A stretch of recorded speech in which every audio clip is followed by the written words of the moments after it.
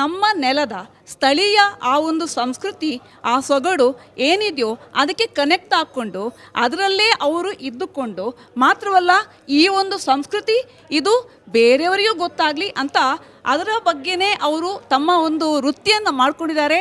ಅದು ಪ್ರವೃತ್ತಿ ಆಮೇಲೆ ವೃತ್ತಿಯಾಗಿದೆ ಅಂತ ನನ್ನ ಒಂದು ಅಂಬೋಣ.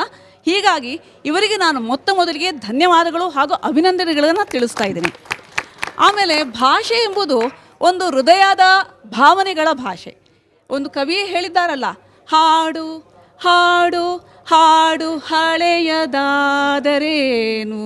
ಭಾಷೆ ನವನವೀನ, ಎದೆಯ ಭಾವ ಹೊಮ್ಮುವುದಕ್ಕೆ ಭಾಷೆ ಹೊರತು ತಾನ. ಅಲ್ಲಿ ಸ್ವಲ್ಪ ನಂದು ಮಿಸ್ಟೇಕ್ ಆಗಿರ್ಬೋದು, ಬಟ್ ನನ್ನ ಭಾವ ಏನು ಅಂತ, ನನ್ನ ಭಾವನೆ ಏನಂತ ನಿಮಗೆ ಅರ್ಥ ಆಗಿದೆ. ಹೀಗಾಗಿ ಭಾಷೆ ಎಂಬುದು ನಾವು ನಮ್ಮ ಭಾವನೆಗಳನ್ನು ವ್ಯಕ್ತಪಡಿಸೋದಕ್ಕೆ ಇರುವಂತಹ ಒಂದು ಮಾಧ್ಯಮ.